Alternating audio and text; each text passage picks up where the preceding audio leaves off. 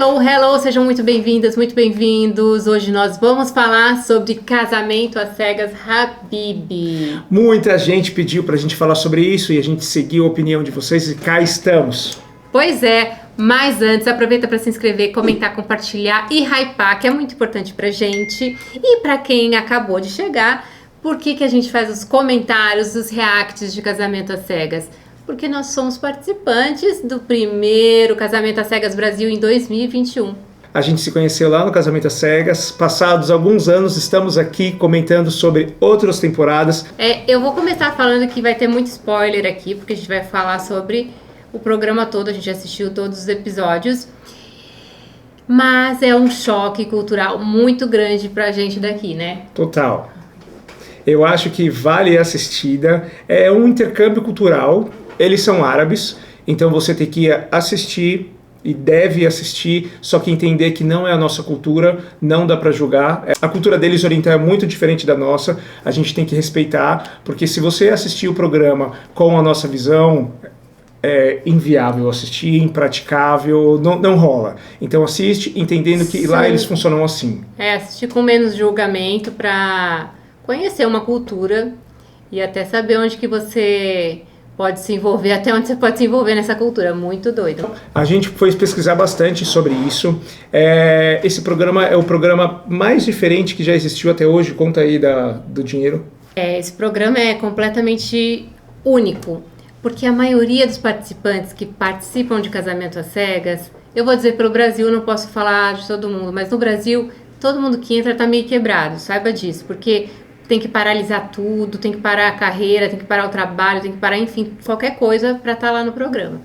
E eu, por exemplo, sou uma prova viva que eu realmente estava quebrada e fui participar do negócio. Lá é ao contrário. Todas as pessoas que estavam lá são muito ricas, são herdeiras, são bilionários, assim, são realmente muito, muito ricas.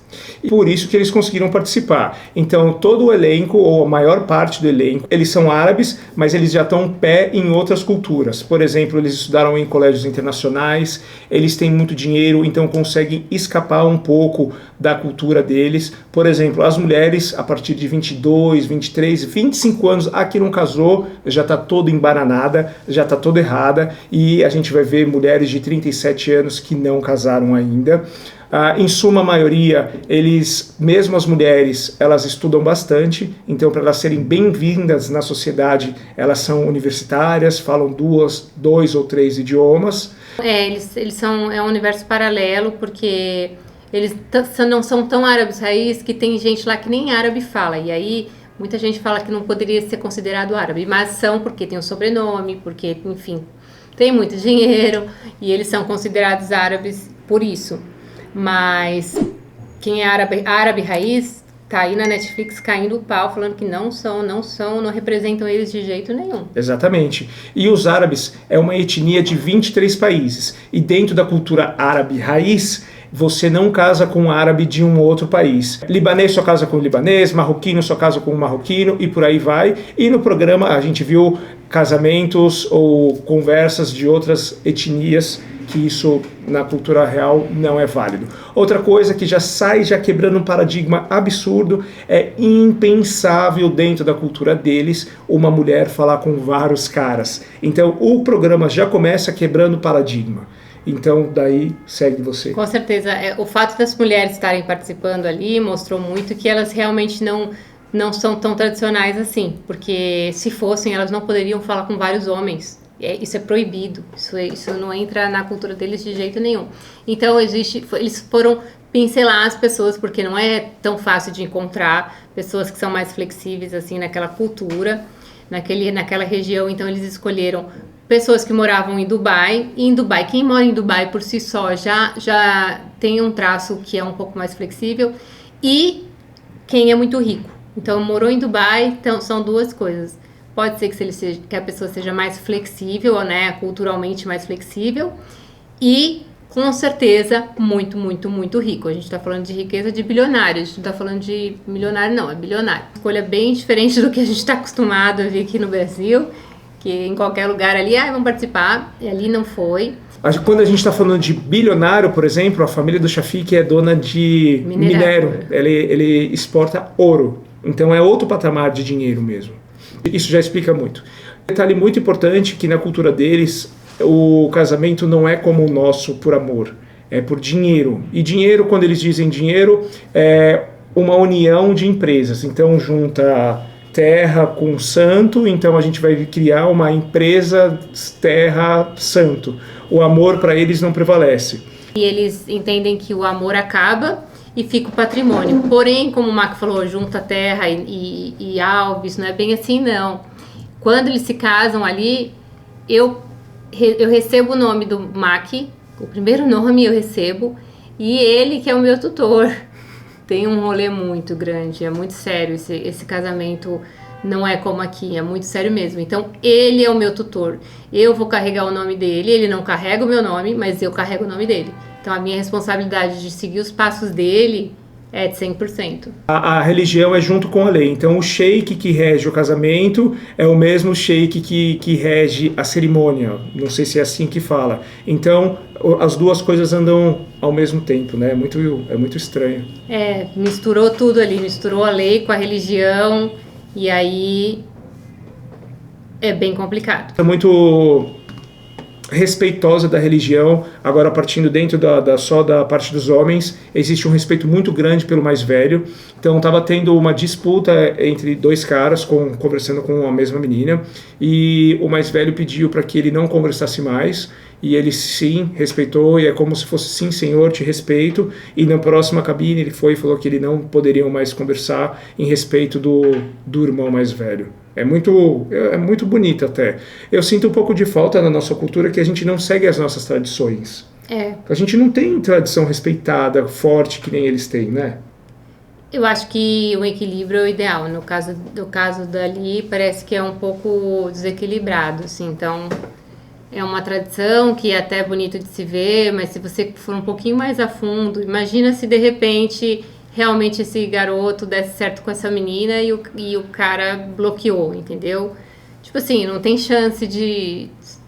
eu acho que é muito intenso aquilo ali, é muito... Mas você está julgando a tradição. Eu não estou julgando a tradição se eu acho certo ou errado. Eu acho bonito as tradições serem seguidas. Mas eu acho bonito, mas o que é bonito às vezes pode causar muitos problemas para as pessoas, né? Tipo, nesse caso, o cara não teve a chance de conhecer uma pessoa que ele estava interessado.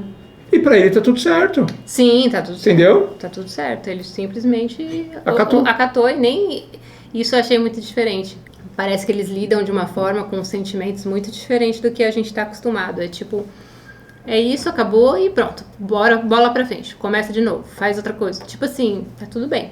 Né? Isso é bem prático, eles são muito práticos. Eles são muito práticos, objetivos, são verdadeiros, eles vão direto ao ponto, não fica com rodeio. Eu sou rico, quero rico. E falando em riqueza, dentro da cultura deles, de forma econômica, eles não misturam as classes. Então, os bilionários vão casar com os bilionários, e combinado já, e nessas classes também. Não fica pobre com rico, como muitas vezes a gente vê aqui no Brasil, né? Não, se você é pobre, você só vai casar com uma pessoa pobre.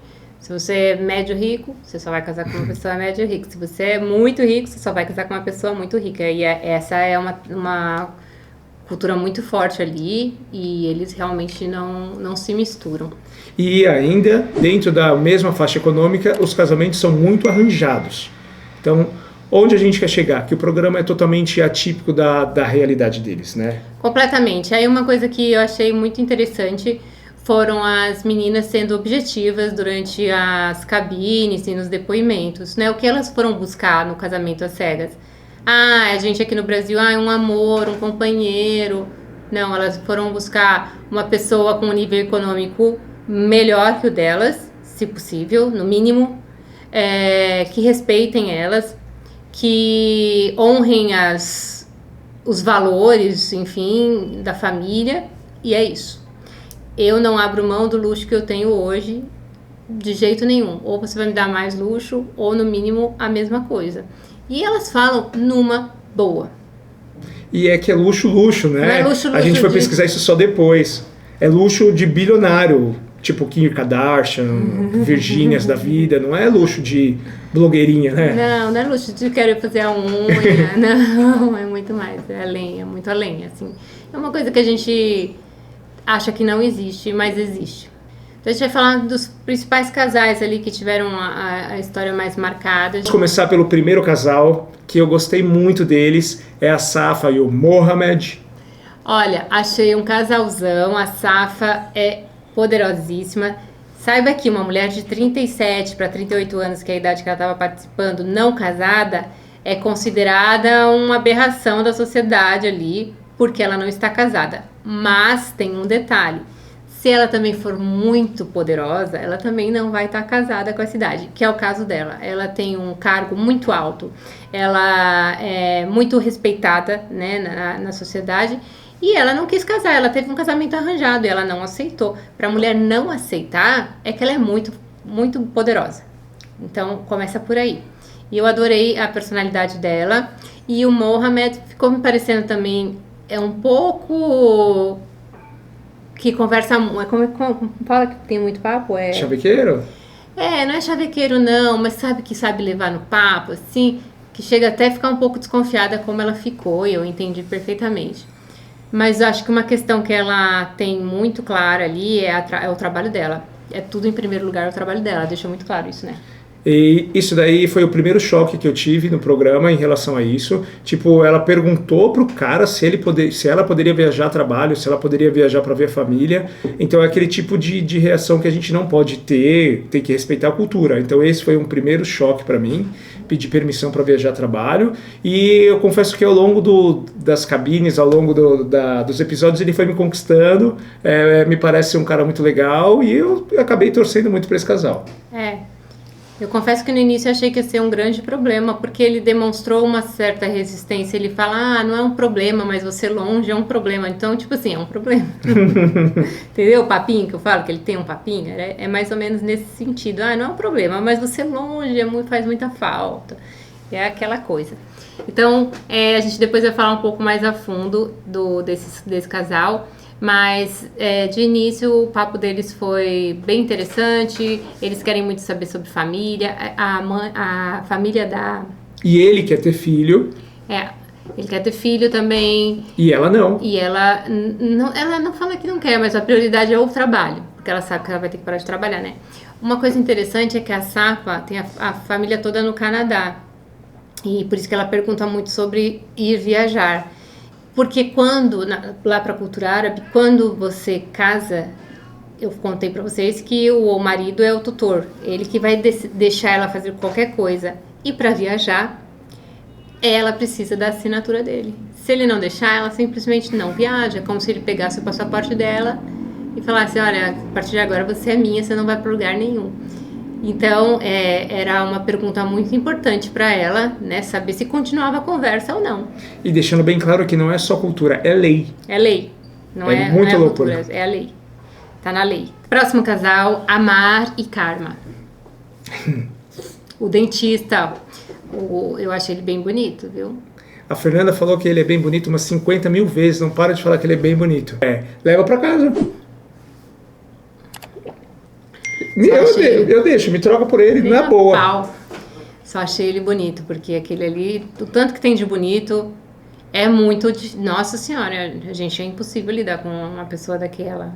E aí eles começam ali a conversar. Um papo legal, dentro de tudo. Um papo muito legal, sobre família, sobre tudo que a gente já sabe, assim. Eles querem muito saber dos valores da família, eles dizem que o casamento, inclusive, eles têm essa tradição de que antes de pedir a noiva em casamento, eles vão até a família da noiva, falam com o pai da noiva, para poder pedir a noiva em casamento. Pedem o pai, quero casar com a sua filha, posso pedir a sua filha em casamento? E um detalhe, quando vai pedir a filha em casamento, ele fala pro pai, pede a opinião ou algo do gênero, sobre poligamia. Então lá é permitido os homens terem mais que uma esposa, desde que consiga sustentar 2, 3 por igual. Então se deu uma joia para um, tem que dar igualzinho para todas. Então no pedido de casamento para a família, isso já é colocado em prova. Inclusive a Karma na cabine, ela fala, né? Ele fala assim que ele quer muito ter filho logo. Eles têm aproximadamente a mesma idade também. Tem mais isso, tem que ter a mesma idade, tá? Não pode ser a mulher mais velha que o homem, tipo 3 anos mais velha, já é considerado muito. Então, ela pergunta, se eu não puder ter filho, você vai ter outra mulher? E aí fica aquela coisa no ar, né? Não mostram muito.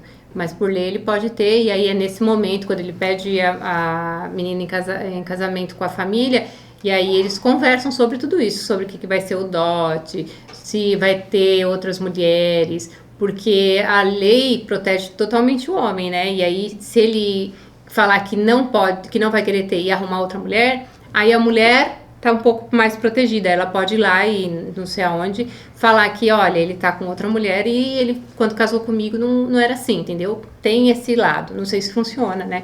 Porque diz que a mulher lá não tem autoridade nenhuma, não tem voz nenhuma, então não sei se é real, mas que existe esse lado também, se quando você pediu em casamento, você falar, não vou ter outra mulher não, e ter, aí a casa cai. E aí eles conversam bastante, só que a Karma é dançarina, não é dançarina, ela ama dança, ela é empresária, ela ama dança, e esse daí foi um ponto bem importante para a relação deles. Foi o divisor de águas. Ele foi... É indelicado a gente falar que ele foi escroto, né? Porque é da cultura deles. Mas ao nosso ver, ele foi muito esquisito o tempo inteiro. Então toda vez que a gente usar esquisito é por causa disso. É como se fosse um machismo extremista, alguma coisa assim, que para nossa visão mas na verdade não é, né? Para lá, então acaba que a gente se torna preconceituoso falando essas palavras. Então a gente está tentando ser um pouco mais delicado, mas olhando assim, você fala, putz, que machismo, que escroto, mas é porque a gente tá olhando do nosso lado. Nor e Mido. Esse daí teve uma distância de idade também, né? De idade e de altura. De altura, os dois foram muito. A Nor é a verdadeira Kardashian. A verdadeira Kardashian e a verdadeira... Dizem que é o estereótipo da cultura quando a mulher é escrota. É tipo ela. Ela se acha absurdo. Ela fala que ela é modelo e que fez filmes em Dubai, só que as atitudes dela, o jeito dela ser, é muito esquisito pra gente, e ela é uma da que mais fala que não sai do padrão, homem tem que pagar tudo, é porque ela é maravilhosa, porque ela fala os outros idiomas, e por aí vai. Então esse é o padrão da mulher que me assustou bastante, e é a forma objetiva que elas são, mas ela é escrota mesmo, porque ninguém gostou dela, e ela arrumou o pretendente, que é o pretendente, que é o Mido. O Mido, um cara que ele era meio crianção, assim, ele não tinha tanta personalidade, e no final só deu rolo. Não tinha nada a ver, nem na cabine, não sei, acho que esse casal era um que seguia o programa, vamos ficar junto pra gente tentar seguir. Sabe, sempre tem? Eu acho que era. Eu acho que não, eu acho porque ela falava tanto que ela era bonita. Então, mas é que ela... Ele queria ficar com uma menina bonita. Não, mas ela principalmente por causa de ser modelo, é uma personalidade ali bem duvidosa, mas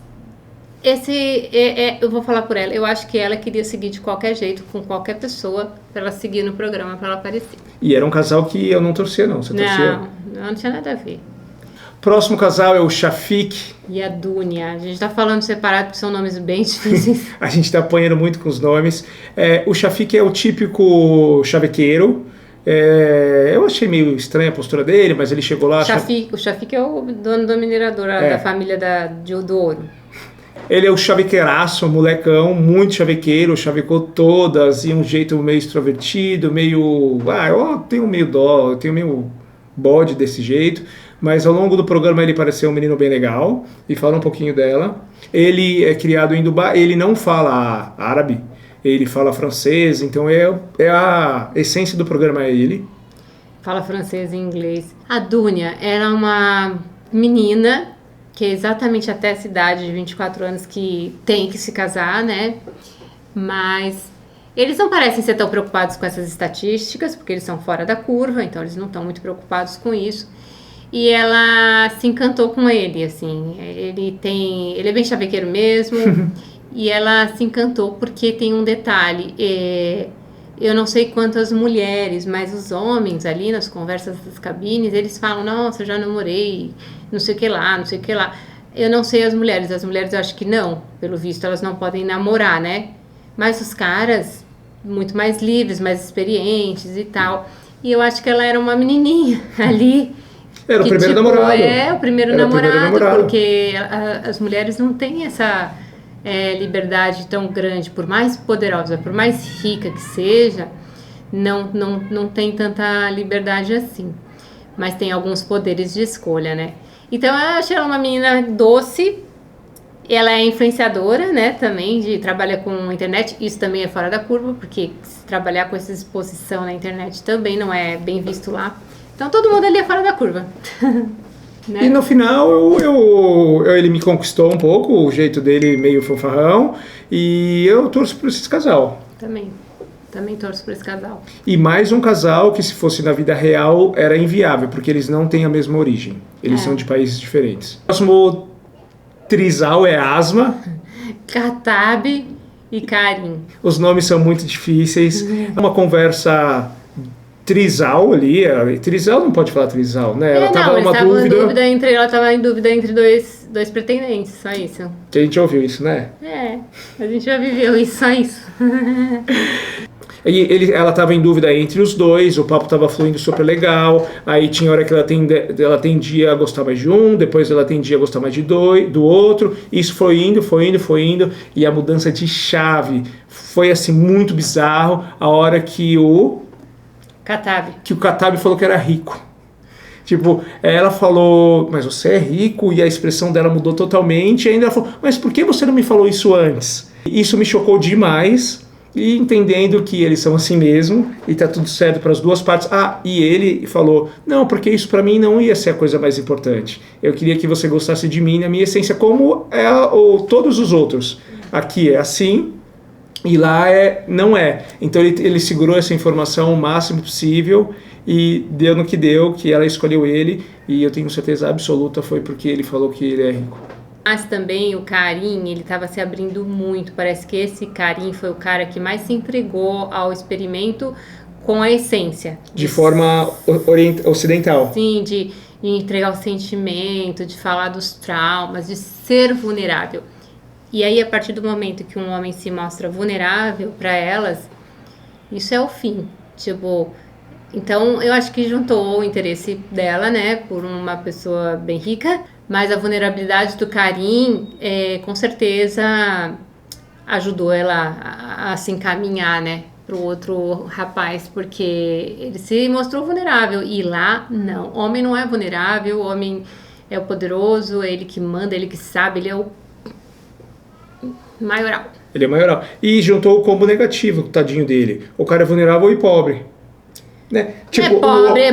Mas o outro falou, eu sou ricão, entendeu? Aí logo o outro ficou como pobre e vulnerável. O pobre lá é o rico aqui, então é isso. O pobre lá é lá do programa, tá? Tô falando do negócio, tô falando casamento às cegas, Rabi. Aí a gente também tem uma novidade. A gente abriu ali o canal de membros, então aproveita para se inscrever, para ter acesso a vídeos exclusivos, uma comunicação mais íntima. Mais íntima com a gente e ajudar também no canal. Qual é a sua percepção desse primeiro bloco que a gente falou? É difícil a gente sair sem julgar a cultura deles, tipo, assistir respeitando a cultura deles. Isso pra mim foi o mais difícil. Eu acho que é humanamente impossível, mas então você dá uma julgada, mas aí você lembra que não, mas pra eles isso é normal, entendeu? Eu acho que faz parte da nossa essência humana. Você julga e aí depois você só se coloca e fala, mas é isso, não tem o que fazer, não tem que sair gritando pra todo mundo que tá errado. Não tá errado, pra eles tá certo e ponto final, e não perde seu tempo e nem gasta sua energia. Quando você começa a colocar isso na cabeça... A gente foi muito feliz em tentar não julgar e depois pesquisar um pouco da cultura, porque se você não pesquisa, não faz o menor sentido tudo isso, é tudo muito escroto, tudo machista e pronto. Agora, se você entende, se você vai entender um pouquinho do porquê, aí é um pouquinho mais é mais fácil de ter essa distância, né? Com certeza. Se vocês já assistiram, comenta aqui o que vocês acharam, quais as dúvidas, o que a gente pode conversar também, a gente tira algumas dúvidas, porque a gente foi realmente estudar um pouquinho dessa cultura, das leis, enfim, a gente foi dar uma estudada. Então, se você tem alguma dúvida, comenta aqui e a gente vai tentar sanar a sua dúvida. Se você ainda não assistiu, a gente recomenda muito, é muito legal. Corre lá, assiste, que no próximo bloco a gente consiga falar algumas coisas e vocês entenderem mais. E deixa um comentário. Bom, assisti.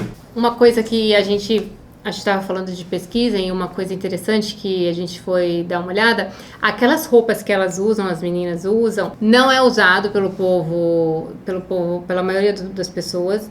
Elas tiveram como se fosse uma licença artística, é uma licença artística para usar, porque aquilo ali é só para TV, tá? Na maioria dos lugares você tem que estar coberta, não necessariamente com aquele burca inteira.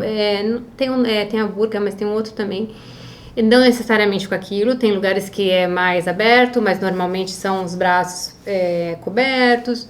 Então aquelas roupas não tem nada a ver com a realidade. Se você olhar na Netflix, no Instagram, eles descem o pau, os árabes. Não me representa, não tem... Isso é um absurdo. Eles ficaram muito pé da vida com esse casamento às cegas, Habib. Uma cultura inútil. Te interrompi, desculpa. Eu falei para Fernanda que ela precisa ir para Dubai, eu já fui para Dubai. Uma coisa que é indescritível. Quando você chega no aeroporto já, 99% das mulheres estão todas cobertas e boa parte delas só dá para ver o olho. É um aeroporto maravilhoso e a coisa que mais me chocou é a riqueza em todos os sentidos. Você entra no aeroporto, tem muito ouro, é tudo muito grande e a coisa mais marcante da minha vida é o cheiro deles. As mulheres, por baixo de toda essa roupa, elas vestem só luxo absurdo, só que ninguém vê, porque ela tá vestida, só que o perfume deles é maravilhoso, é muito maravilhoso. Quando eu fui, eu comprei um incenso que a gente usa aqui em casa de vez em quando, e recentemente a gente caiu em se apaixonar pelos perfumes árabes. Então, cara, é maravilhoso, é uma cultura muito diferente, mas eu acho que quem é curioso tem que conhecer a cultura deles para poder ver ao vivo e julgar. Pois é, mas voltando a falar sobre as roupas, o que a gente ia falar é que agora os afiliados Renner, Riachuelo, CIA, dentro da Riachuelo tem Casa Riachuelo, tem Carters. Então, a gente vai deixar aqui na descrição os links para vocês acessarem, porque vocês só conseguem descontos nos acompanhando por aqui, pelo Instagram, mas tem que acessar este link que a gente vai deixar aqui, tá? Acessando esse link, você já vai ter o desconto. Estão os vestidos, inclusive, de Renner. A gente viu que esse vídeo tá ficando muito longo, então a gente vai deixar para falar sobre lua de mel, que é super, super polêmico também, e os casamentos no outro vídeo, tá? Até o próximo vídeo. Valeu!